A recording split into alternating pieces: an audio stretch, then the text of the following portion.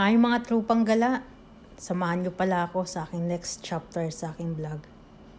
Good morning! For today's video, samahan niyo ako mag-backgrade tayo sa aking bag work or ang tinatawag nito sa iba is what's inside your bag. Without further ado, keep on watching, bear with me until the video is finished. So for today's video, samahan niyo ako kung ano ba talaga ang laman ng aking bag. So andito pala tayo ngayon sa work. If you can see, hindi tayo ngayon busy. So meron tayong gagawin. Maging productive ang ating araw. So, although andito ako sa work ngayon, hindi masyado. Or maraming ganap dito sa kitchen. So, this is it. Time na mag-backread tayo. If you can see guys, gumagamit po ako ng bag na tinatawag is tote bag. Ito yung tote bag na to is, bigay lang po yun sa akin nakarang taon. Last December po ito. So, magwa 1 year na pala ito. So, shout out pala ito sa nagbigay kay Ate Ninita. Thank you, Te, sa binigay mo pong bag. Napakalaking tulong po ito sa akin kasi ito po yung ginagamit ko ng bag sa araw-araw po pag ako ay pumupunta ng trabaho. So, ayan po yung aking bag. Cute na cute talaga ako. Ewan ko ba kung ako lang ba, is cute na cute talaga ako sa print niya. Nakakatuwa kasi, tingnan mo yung print niya, ewan ko ba. Yan, ang dami-dami ko talagang daldal naman talaga naman. So, umpisahan natin kung ano laman ng aking bag. So, pagpasensyahan nyo na po guys kung ano yung makikita nyo sa aking laman ng aking bag. Ayun lang po talaga yung laman niya. Charot. So, buksan na natin. Itong bag na to, napaka-handy talaga bitbitin at saka safe din as well. Kasi meron siyang zipper sa loob ng importanteng bagay na maisuksok. So, yan. Umpisahan na natin. Naku, ang tagal ko. Ang dami kong daldal. So, ayan na. Without further ado, boom! So, ayan guys, meron po akong isang book menu na kung ano yung bagong ganap sa buhay. Nililista ko dyan, lalong-lalo na yung menu. Pero hindi po yung diary guys ha. Ayan po is book menu po yan. Kung ano yung dapat ilista na hindi makalimutan na ingredients, ilista dyan. So, lagi po yung nandyan. Although, marami ng pinagdaanan yan guys, yung aking notebook na yan sa aking menu. So, pangalawa, meron akong sombrero para, alam mo yun na, di malaglag yung buhok at saka neat tayong tingnan. So, makikita nyo, meron akong maliit na pouch. Alam nyo naman na, lagi tayong ready, Girl Scout. Charot. So, makikita nyo, meron mga AirPods, headset, yung ginagamit natin pang araw-araw na maging komportable tayo sa buhay. Charot!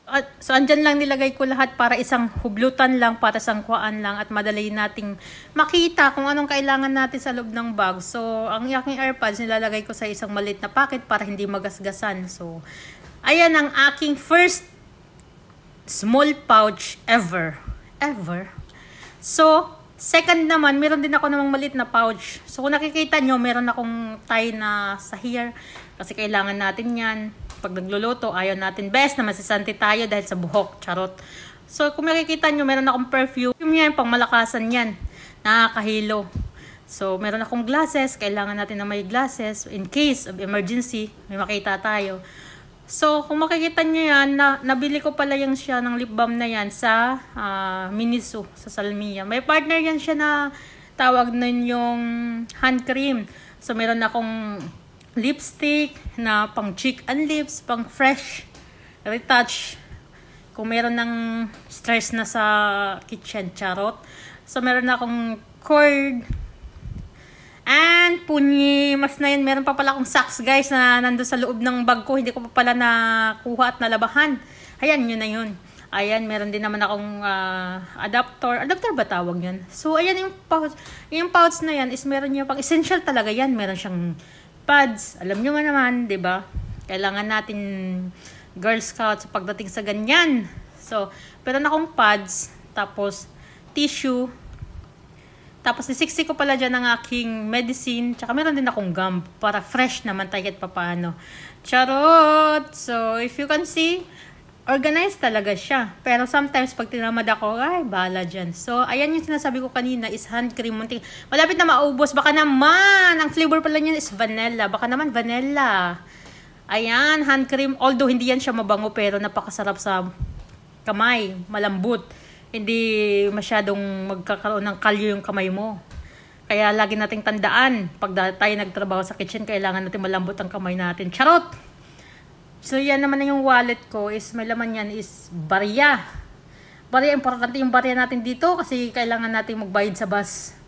Kasi although pag pumupunta sa isang lugar, nagbabas talaga ako. Kasi syempre tipid.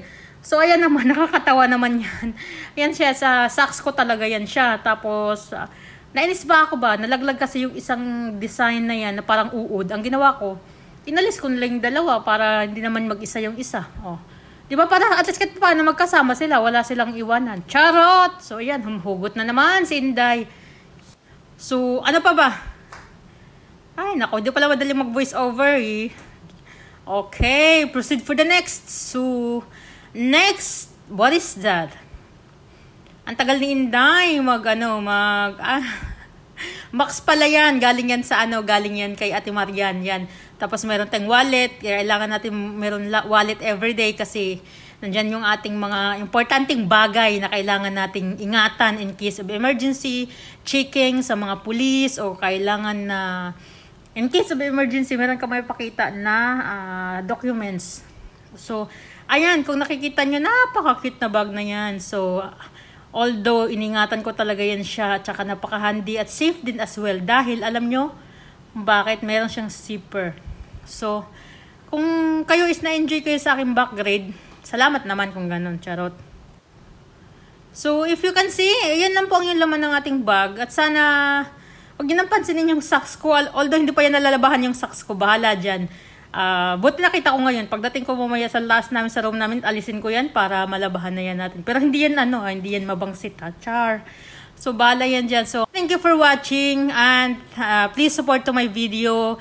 It's been long time I didn't upload to my YouTube channel because I have some reason. So yeah, this is it na eto na naman ako, humarap na naman ako sa camera at para mag-share ng good vibes sa inyo. Sana naman supportahan niyo po ako sa aking YouTube channel since na I'm back, guys. So thank you for so much for watching and always keep safe and take care everyone and thank you so much thanks for your time and yeah, see you soon. See you in my next chapter of my vlog. Shout out pala dyan sa aking friend na si Ate Ninita. Thank you po sa bag na binigay mo. Almost a year na po ngayon December. So thank you so much guys. And shout out pala dyan sa aking friend na si Imalin Mabutin. Keep safe, be and ingat ka palagi. Bye!